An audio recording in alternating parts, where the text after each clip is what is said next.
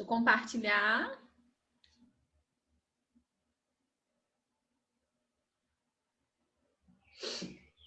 Professora, Oi?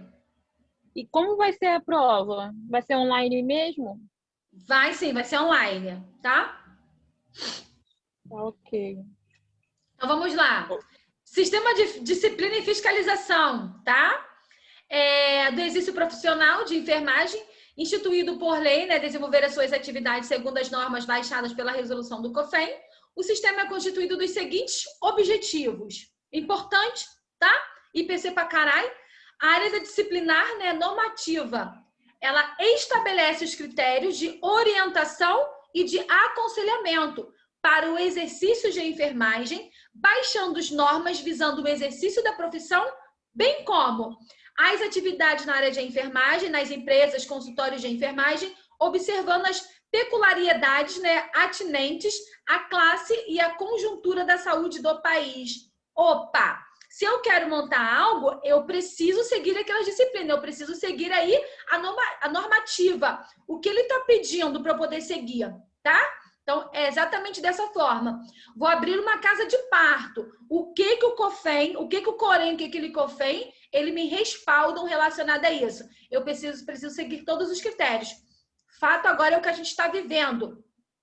Ministério da Saúde, né? O que ele determina relacionado ao Covid? Manter o distanciamento, vacina sim, tá? Uso de máscara, álcool gel e higienização das mãos. Então, essas são as normativas, né, para a gente poder não ter aí esse índice de contaminação. Conseguiram entender?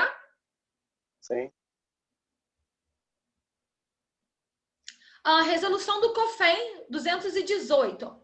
O Conselho Federal de Enfermagem, conhecido como COFEN, no uso das suas atribuições legais e estatutárias, considerando os estatutos subsídios contidos no PAD, que é o do COFEN número 50/98, sobre a sua padronização de juramento, pedra, cor, símbolo, seres utilizados como solenidade na formatura ou representativas da profissão, pelo grupo de trabalho constituídos através da portaria do COREM 49/98, né? Falamos sobre isso relacionado ao quê? À padronização de juramento, né? Aquele juramento lindo que Flore... Quem nos deixou mesmo? Quase que eu dei a cola. Florence Nightingale. Nightingale. Isso, a Florence, né? Que elas nos deixou. Inglês em dia. Não é? Adoro quando vocês respondem. Gente, vocês têm noção, me deixa feliz, tá? Mas vamos lá, qual foi o ano que iniciou e terminou os ensinamentos?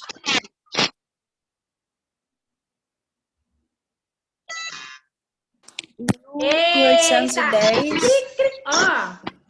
1910. 1910 a 1920. 1920. Alguém salvou a lavoura aí. Muito bem, excelente. Professora, desliga o som. Não tá dando para entender.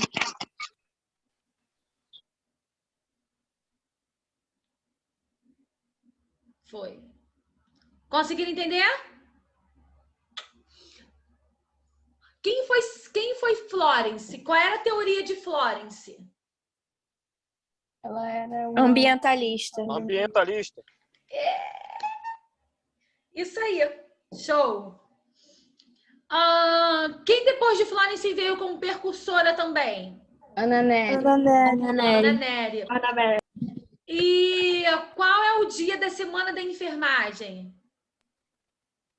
20 de maio? De maio. Não, quero início e fim. 12 de maio até dia 20. Isso. 12 e 20 é por quê? É um ano de nascimento da Florence. É a data de nascimento e a data da morte de Florence. Tá, uma é a data de nascimento de Florence e a outra é o quê? O início A data da morte. Morte de quem? De Florence. Que Florence o quê, gente? Não, Ana foi a Nery. mandíbula de Ana Ana Nery. Nery. Se orientem, mas tem um desconto que vocês estão me respondendo direitinho. Tá perdoados. Então vamos lá. Considerando as diversas consultas sobre o tema, né, que constantemente são efetuadas, considerando inexistir na legislação normativa a matéria, considerando a liberação do plenário e suas reuniões ordinárias, né, de 273, realizada em 28/4/99. Deixa eu passar. Postura profissional. Isso aí vocês já viram também lá em psicologia e bioética. Isso é primordial. Lembram que quando Ana, desativa seu som para mim, Ana. Não sei se você falou alguma coisa, fez alguma pergunta, seu áudio está ativado. Quando o Flora... Eu falei que eu não tive... Não? Não, eu sou de 2 anos. Ah, tá, não tem problema não. Então, quando você for, você já vai saber, tá? Quando você começar a estudar aí psicologia e bioética. Quando Florence foi para a guerra, da onde mesmo?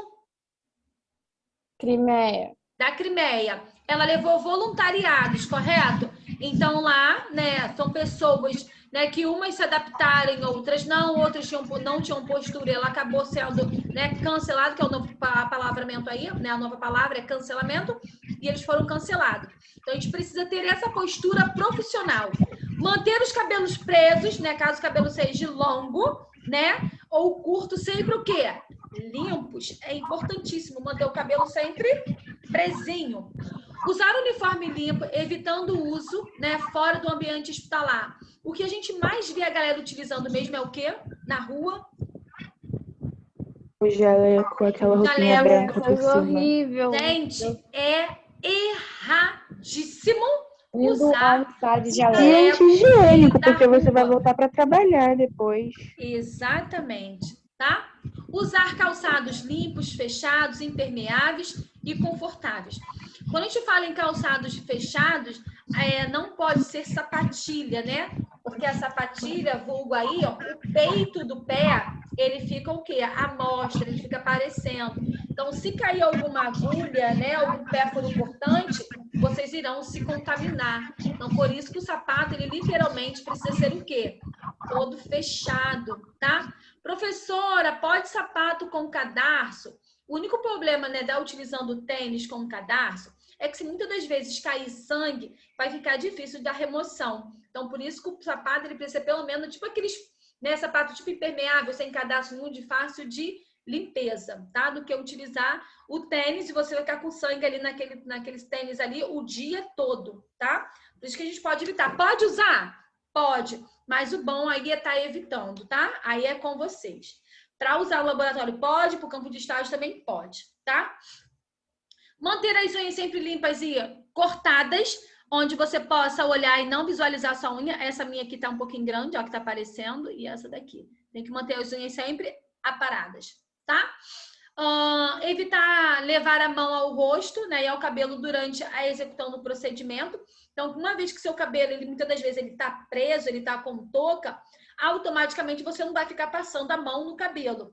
Agora, se o cabelo, né, tiver solto, né, ou tiver com algum fiozinho, né, na hora de cair, então você vai tentar mexer ele o tempo todo.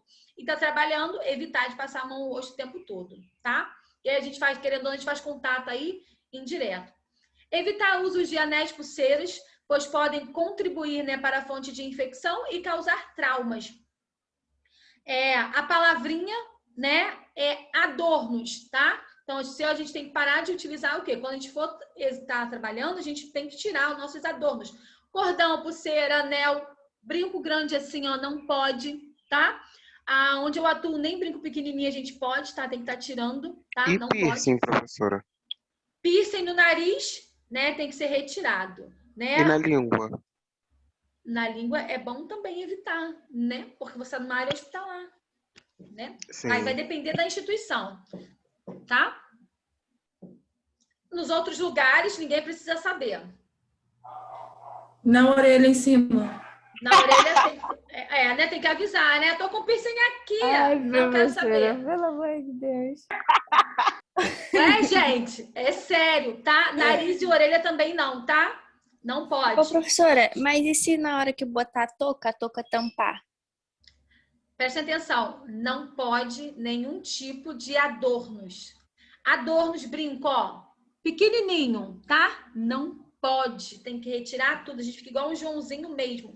Cabelo presinho, literalmente. Uma makezinha para poder dar uma disfarçada, tá? E segue o plantão. Segue nem um baile, segue literalmente o plantão, tá? Ô, professora.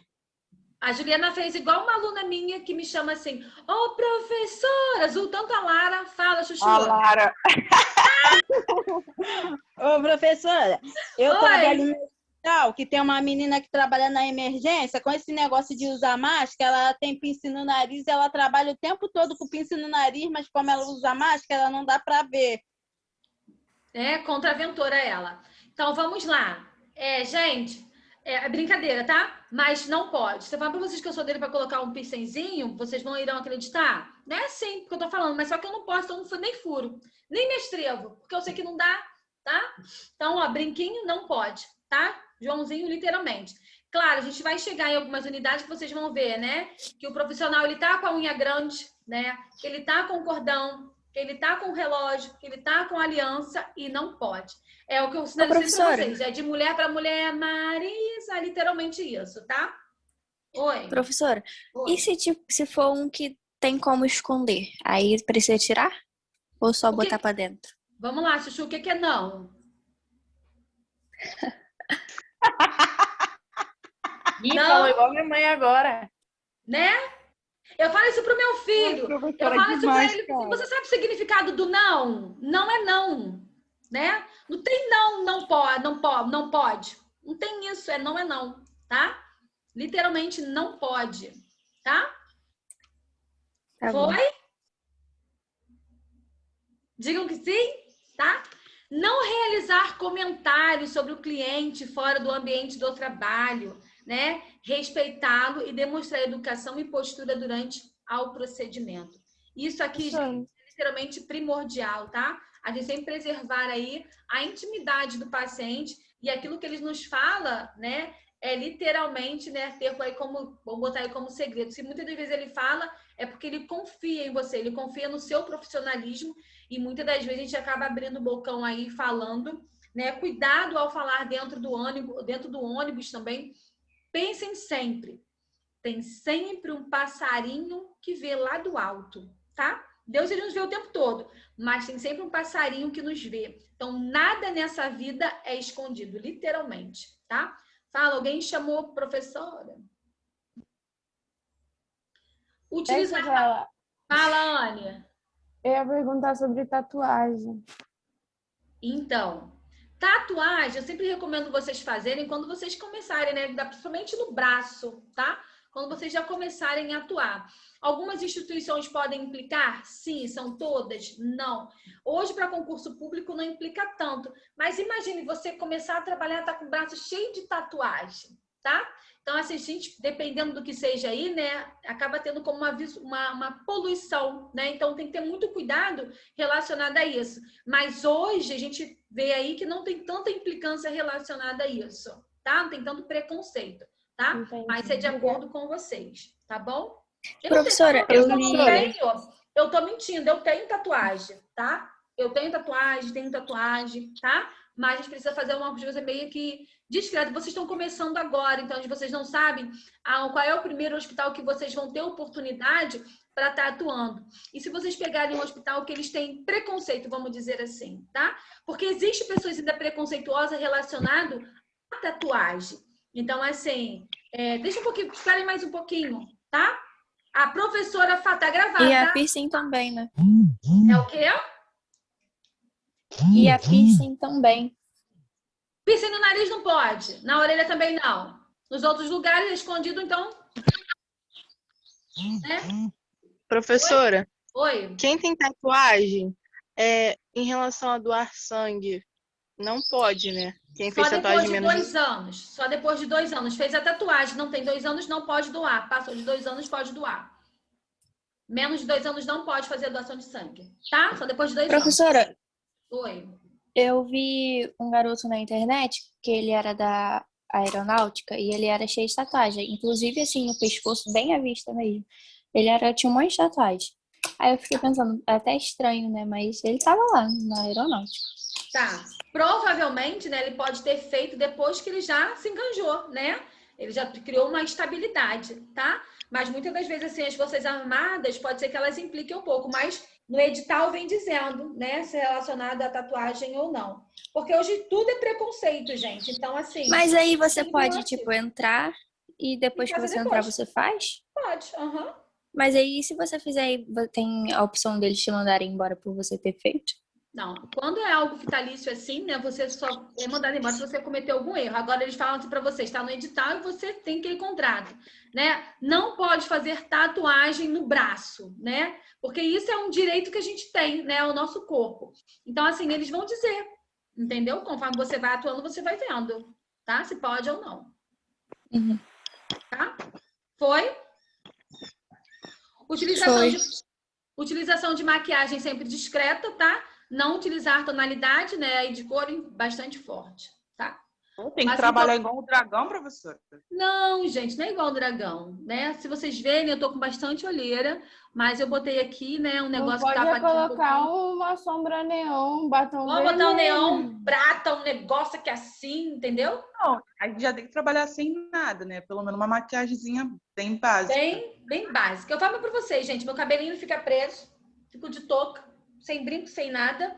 O máximo que eu passo é um corretivo por conta das olheiras, um rímelzinho, um lapisinho de olho e tá bom, PT Saudações e um batomzinho. Ah, mas olha a beleza da senhora, né, bebê?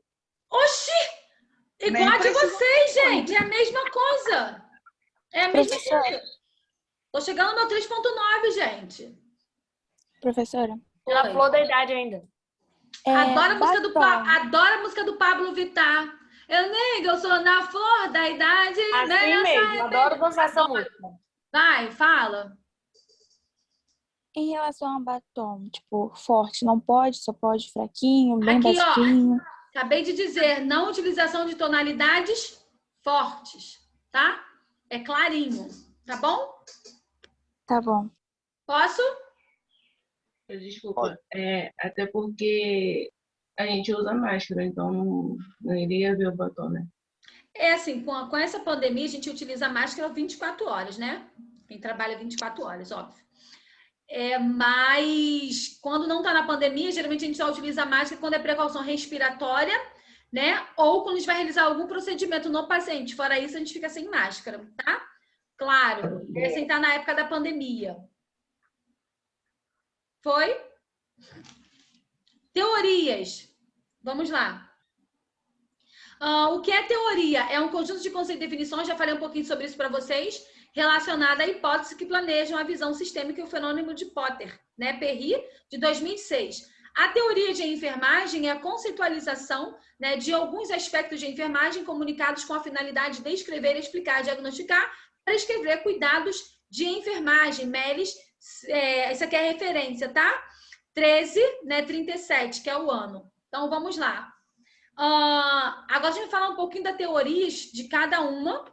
Vou explicar um pouquinho mais para vocês sobre isso, que cada profissional, né, cada profissional relacionado dessas épocas, a gente acaba utilizando como algumas teorias. Eu vou tentar mostrar um vídeo aqui para vocês verem depois, né? Se eu não conseguir mostrar aqui, eu vou dar o link para vocês acessarem algumas teorias, né? Como literalmente funciona, tá? Mas vamos lá. Suas utilidades, né? Para que servem as teorias, né? As teorias de enfermagem servem para descrever, explicar, diagnosticar, prescrever medidas referentes ao cuidado de enfermagem. O trabalho científico é envolvido no desenvolvimento da teoria e que tal que, uma vez identificado de uma desta teoria, é relevante para uma ciência tal como a enfermagem, ela oferece justificativa ou razão bem fundamentada sobre como é e por que os enfermeiros realizam determinadas intervenções. Então, hoje a gente trabalha com a sistematização de enfermagem, né? Que é conhecida como SAI. Essa SAI, então, quando o paciente ele chega para a gente, então o nosso raciocínio lá na triagem, vou desativar o áudio. Juan, desativa seu áudio para mim, por favor. Então, quando a gente chega, né? Vamos dar assim, a gente chega na emergência, tá? Entra como a sistematização de enfermagem, ela é conhecida como SAI. Então, eu preciso descrever, tentar diagnosticar, só quem faz diagnóstico é médico, eu posso fazer um pré-diagnóstico. Então, o paciente ele chega na emergência, eu vou dar algo aqui, algumas coisas que vocês conhecem, né, de doenças aí, acredito que vocês sabem alguns sintomas. Quando o paciente ele tem comissura labial, a boca fica torta, tá? Ele fica desorientado, aí você chama, ele vai para um outro lado. Pode ser que ele tenha uma hipoxemia, uma falta de oxigenação a nível cerebral. Ele não consegue deambular, ele não consegue andar. Os membros dele, muitas das vezes, superior, o braço, ele vem para o ladinho e ele não consegue, tá? Ou pode estar chutando a perna. Que tipo de diagnóstico pode ser? Que tipo de doença pode ser? O que ele pode estar tendo? Um AVC. Um AVC. Opa! Então, ele é mandado para a emergência, é colocado no oxigênio, é feita a dosagem das enzimas, é feita uma tomografia e eu preciso saber que tipo de AVC. Então, é uma provável aí diagnóstico. Só vai diagnosticar mesmo que é um AVC a partir do momento em que ele faz uma tomografia. Então, eu preciso, né, no primeiro momento em que eu tenho contato, porque somos nós da enfermagem, o primeiro contato que eu tenho com o paciente, eu preciso o quê? Prever e prevenir as possíveis complicações. Opa, ele está tendo um AVC. Então, o que eu preciso fazer? O que eu preciso orientar? O médico vem, junto com a enfermagem, né? Ele vai descrever o que eu preciso fazer e a gente vai executar. Então, a utilidade justamente é isso. Então, a SAI, ela veio para nos facilitar a nossa vida. Eu preciso fazer coleta de dados, né? Que é a anamnese. Então, a coleta de dados, né? Quando a gente fala de anamnese, eu preciso saber o que está acontecendo com o meu paciente agora. Pelo menos nas 24 horas, tá? O que foi de 4 horas para trás, no momento eu não preciso saber. Eu preciso saber do agora, porque eu preciso tratar dele agora. Então, é assim que funciona. Enfermagem, ela não fecha diagnóstico. Quem fecha diagnóstico é o médico. Mas através dos sinais e sintomas, né, pela experiência, a gente consegue identificar o que esse paciente pode estar tendo. Conseguiram entender as teorias? Como funciona? Sim. Alguém ia fazendo alguma pergunta? Oi. Tem uma meio que famosinha assim na internet, que ela é blogueira e tal. Aí ela começou a notar que o rosto dela, o olho, não sei se era o olho ou a boca, acho que é a boca, ficava tremendo sozinha. Entendeu? Aí ela começou a achar estranho, mas só que ela no início achou até engraçado. Aí conforme foi passando os dias, foi piorando o caso. Aí acabou que ela ficou com a cara torta, tipo, com a boca torta de um lado só e o olho meio torto também. Então. Aí ela foi no médico e falaram que foi por causa do, tipo, mais psicológico mesmo, entendeu? Por conta de estresse, essas coisas. Aí acabou ocasionando isso. Pode ser a gente dar como uma paralisia facial. Né? A paralisia facial ela pode ser tanto relacionada ao nível de estresse ou quando a gente está num lugar muito frio e a gente vai para um lugar quente. Ou está num lugar muito quente e a gente vai para um lugar muito frio. Então, isso acaba tendo como paralisia cerebral. Então, um lado realmente fica porado e você pisca só um olho. Literalmente isso. Tá? Foi? Tá bom. Volta ao normal, professora? Só com fisioterapia, muitas das vezes. Tá? Já tem amigas, tá? Já saiu do plantão, foi para a quadra da Mangueira, lá tudo muito quente, tudo muito fechado. Ela saiu, né? Porque estava chovendo, então naquela quentura toda, e ela acabou tendo uma paralisia facial muito quente e foi para chuva, tá? Então, ela teve que fazer terapia para voltar. Terapia não, fisioterapia. Isso aí, tá? Vamos lá. O que compõe uma teoria? O derrame facial é o quê? Oi? O derrame facial, só na face. É a mesma coisa do derrame, né? Só atingiu a face. Pode atingir o braço, pode atingir a perna, tá? Mas é tipo uma bactéria, não é isso? Não. Uma amiga minha deu. Então, a paralisia facial, né? Ou o derrame, paralisia facial é uma coisa. Derrame é consequência. Então, eu preciso saber aonde é que foi o AVC. Cada área do nosso cérebro, ele comanda uma parte do nosso corpo. Então, o que pode ter atingido, né, uma da área do cérebro é aquela que comanda a parte aí do rosto. Por isso, né, danificou e é onde ela tem essa consequência. Quando eu tenho um AVC, né, que acaba atingindo aí a face, não volta. Você faz a fisioterapia, pode voltar um pouco, mas você continua aí, né, com a comissura labial e um pouco de dificuldade na fala. A Ela já deu fisioterapia... 3 vezes. Oi? Ela já deu 3 vezes. Tá, então, E a primeira ela deu com 5 anos. A filha? Não, ela mesma deu com 5 anos. Entendi. Ela deu Acontece. 3 vezes. Criança Ô, também professora. tem AVC. Oi. Aqui, aquele negócio que, tipo assim, a minha avó uma vez, ela falou comigo, que ela comeu, tinha acabado de comer muito, muito, aí, só que ela tinha o costume de ler, né? Aí, assim que ela acabou de comer, ela foi ler. Aí, acabou que ela ficou com o rosto torto. Pode ter sido por causa da comida que ela comeu muito ou não tem nada a ver? Nada a ver, tá? Tem nada a ver, não. Tá bom. Deixa eu só voltar aqui. Saiu da página. Conceitos, né? O que compõe a teoria.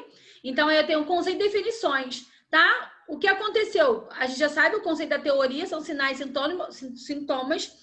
A definição, eu tenho o fenômeno, que é aquilo ali, e algumas suposições. Ele pode estar tendo alguma coisa. Então, vamos lá, mais específico. Conceitos são formulações mentais de um objeto ou evento que resulta na experiência da percepção individual. Então, através, né, de alguns objetos, sinais e sintomas, né, até mesmo falas e informações, eu preciso fechar o meu conceito. Suposições, o que pode ser, o que pode estar acontecendo. Então, eu preciso ter essas suposições, tá? É igual o que a Samara agora falou. Pode ser que através da comida pode ter dado aí? Não, tá? Sim ou não. Alguma coisa é concreta, outra a gente precisa buscar e continua com os pontinhos de interrogação. São afirmações que descrevem como conceito ou que ligam dos conceitos que sejam reais. Suposições são afirmações tomadas como certas, que determinam a natureza dos conceitos, definições e finalidade em relação à estrutura da teoria. Fenômenos. A teoria de enfermagem focaliza o fenômeno de enfermagem no atendimento de enfermagem. É um aspecto da realidade que pode ser conscientemente sentido ou experimentado. Exemplos de fenômenos da enfermagem incluem cuidados, autocuidados, reações do paciente ao estresse. Foi, acho que alguém falou aí, alguém falou da blogueira, tá? É relacionado a isso. Conseguiram entender? Sim. Sim. Deixa eu só passar aqui.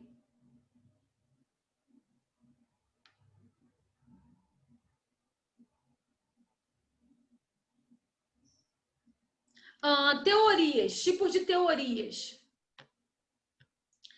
A enfermagem como ciência deve ser pautada em uma ampla estrutura teórica, aplicada à prática, laboratório, né? Depois vocês vêm aí com o campo de estágio. Então, a enfermagem não dá só para ficar, né, na prática, a gente precisa aí, né, não adianta ficar só na teoria, a gente precisa ir para a prática, literalmente, para vocês terem primeiro contato, tá? Por meio de processos de enfermagem. O processo de enfermagem deve ser guiado por uma teoria de enfermagem que tornará mais operacionalizáveis, né, aos resultados, né, de assistência. Entendendo o processo de enfermagem é uma abordagem de uma resolução de problemas para os cuidados de enfermagem. É um método sistemático para determinar os problemas de saúde, paciente, idealizar um plano de cuidados para abordá-los, né, e implementar o plano e avaliar a eficácia desse cuidado. Então, o que seria isso? Acabei de falar, ó, a gente entra aí com uma sistematização de enfermagem, que é conhecida como a ASAI, tá? São nada mais que são protocolos, né? Hoje, todas as unidades hospitalares, até mesmo rede pública, a gente trabalha dessa forma. Então, a gente tem lá determinado diagnóstico e vem dizendo lá fatores relacionados, caracterizado a... Então, são um cuidado que a gente precisa ter. Então, se o paciente ele vem com um quadro de diarreia, quais são os cuidados que eu preciso ter? Esse é meu bombeiro, meu marido. Eu abençoe. Acabou de chegar. Então, acaba sendo... até perdi o rumo. Peraí. No caso de diarreia, no caso seria hidratar? Isso, eu tenho uma diarreia, tá? Então, o paciente está perdendo líquido, precisa hidratar. O que é efeito primordial, tá? A gente precisa saber se essa diarreia, ela é viral ou não. Então, é colhido um exame e a gente diz que se a gente dá como rotavírus, se ele é positivo ou se ele é negativo. Se ele for positivo, o que a sistematização, ela precisa me sinalizar? Se ele der positivo e ele é viral, eu vou disseminar às outras pessoas. Então, o paciente, ele entra em precaução de contato, correto? Então, ó, por que muitas das vezes, quando tem alguém com diarreia em casa, né, e depois, ao longo da semana, as outras pessoas vão ficando com diarreia? Porque, geralmente, essa diarreia, ela é viral. Você senta no mesmo vaso, vamos supor que a casa tem um único banheiro, tá? Muitas das vezes ele vai ali e faz a diarreia, dá a descarga. Mas quando a outra pessoa vai sentar, mesmo estando limpinho, não passa um álcool. Então, aquilo ali é um contato indireto, tá? Ou a pessoa esquece de fazer a higienização das mãos, tá? Esqueceu de fazer a higienização das mãos e ela toca em você. Então, você pode pegar um dos fatores. Fez lá suas necessidades, tá? Muitas das vezes tem pessoas que não gostam de tomar banho, né? A gente tem que ir direto pro banheiro, fatão, tá? Mas aí, abre a torneira da pia. Só que ela lava a torneira, abre a torneira da pia, faz a mão e fecha, tá? No primeiro contato, quando você vai querer lavar a mão por algum momento, você está encostando aonde? Na torneira. Então, por isso que muitas das vezes as pessoas acabam pegando diarreia em casa, um vai passando pro outro por conta disso. Professora? Entendeu? Oi. A minha mãe, quando alguém fica doente aqui em casa, eu ou meus irmãos, ela espera 3 dias. Tipo assim, se os sintomas forem febre, vômito e diarreia, aí ela espera dar 3 dias, porque toda vez que ela fala que toda vez que a gente vai no médico antes de dar esses 3 dias, eles falam que é sempre virose. Então ela basicamente já sabe, né? Para a gente poder saber se o paciente, mais quando ele apresenta febre, se realmente alguma coisa infecciosa, tem que se aguardar pelo menos 3 dias, tá? De 48 a 72 horas para poder colher o sangue e poder sair o resultado, certíssimo. Professora, Oi. uma coisa que a minha mãe sempre falou pra mim, minha avó, é quando você vai no banheiro, você lava a mão pra se cuidar. E quando você sai, você lava pra cuidar dos outros. É exatamente isso, Anne. Perfeito. Perfeita fala, tá? Então, vamos lá. Sistematização de enfermagem. Existem diversos modos de sistematizar a assistência de enfermagem, entre as quais podemos citar os planos de cuidado e os protocolos. A padronização de procedimentos e o processo de enfermagem, foi o que eu sinalizei para vocês. Então, eu sei que a rotavírus positivos entra com a prevenção de contato. Prevenção de contato, eu utilizo luva e capote. Vocês vão ver isso lá em Fundamentos de Enfermagem, tá? Trata-se de diferentes formas de desenvolver a assistência, ou seja, diversos métodos podem ser utilizados para solucionar uma dada situação em um dano de contexto e determinado tempo, com a finalidade de produzir resultados positivos para a saúde da pessoa em que cuidamos. Então, quando a gente fala de sistematização, eu preciso planejar, né? A gente vai pensar, eu preciso fazer um planejamento, preciso executar, né? Lá mais à frente, lá em fundamentos, eu falo, em fundamentos não, em administração de enfermagem, eu falo isso com vocês, tá? Então, a gente precisa fazer, ou eu ou outra professora, então a gente faz o planejamento, a gente vai nós iremos executar, e no final disso tudo a gente precisa saber, né, se isso realmente está sendo válido ou não, quais foram os pontos positivos ou não. Se deu negativo, a gente precisa reformular o nosso planejamento. Se deu positivo, a gente continua. A única coisa que a gente faz é o quê? É fazer um aprimoramento, né? É melhorar cada vez mais, tá? Conseguiram entender? Sistematização. A gente vai falar um pouquinho mais a fundo lá em administração de enfermagem, que é conhecido como ADM, tá? Ou pode ser eu, pode ser outra professora, sem problema nenhum.